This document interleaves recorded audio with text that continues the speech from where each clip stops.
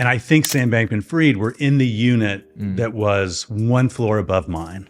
So in terms of like the setting, it's a fairly decent chance that the room I'm describing is similar to where Diddy is. Yeah. So Sean Diddy Combs is serving a 50-month prison sentence for transporting women across state lines for illegal private encounters. But his biggest betrayal didn't come from the court or the FBI. It came from inside his own home. While the world watched him fall from global icon to inmate, his sons were quietly preparing their escape, taking with them not only the loss of his fortune, but insiders claimed the very legacy he built. We've learned that in the weeks before his sentencing, Diddy had warned his family that the FBI was closing in. That warning may have been prophetic. Within days, Christian and Justin Combs allegedly moved millions through offshore channels and vanished overseas. The same sons he begged to be reunited with are now the faces of a scandal that threatens to destroy what's left of the Combs dynasty. To go. So we think that's just absolutely inconsistent with the jury's verdict. I mean, the jury's verdict was resoundingly clear. There was no trafficking, there was no racketeering, everything was consensual, everything was adult, which is why he was convicted only of the offense. What we feel happened today was that the judge acted as a 13th juror, one that we did not choose, and that he second-guessed the jury's. Back in July 2025, after 8 grueling weeks of testimony, the jury found Diddy guilty on 2 counts of transportation for illicit encounters under the Century-Old Man Act. He was acquitted of the racketeering charge that could have kept him in prison for life, but the judge refused him bail. In a handwritten plea from his Brooklyn jail cell, Diddy told the court, "I lost my way. I have been humbled and broken to my core." That letter was meant to paint him as a father who wanted to come home to his 7 children.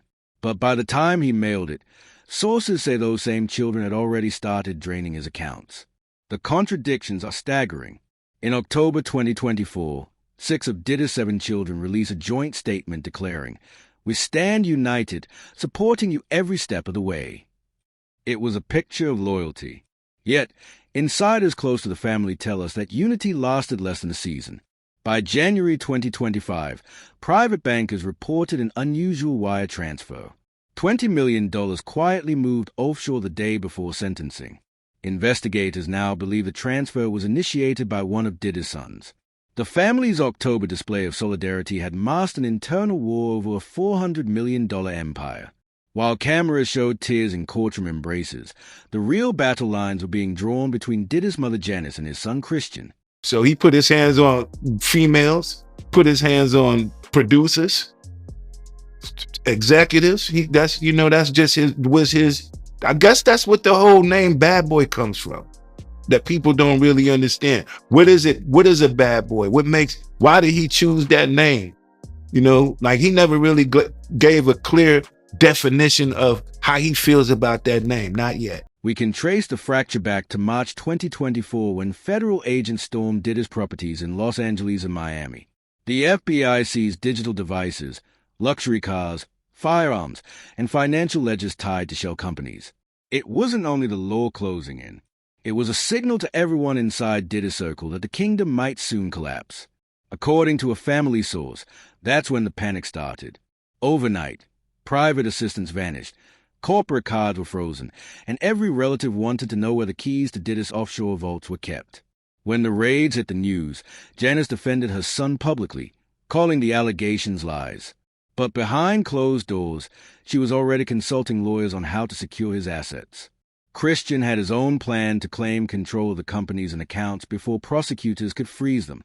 It's not hard to see why the family infighting turned vicious. Diddy's empire, Bad Boy Records, clothing brands, real estate holdings, beverage partnerships. It was built on control. Now that control had become the weapon his heirs are using against each other. Christian's own record shows how closely he mirrors his father's darker instincts.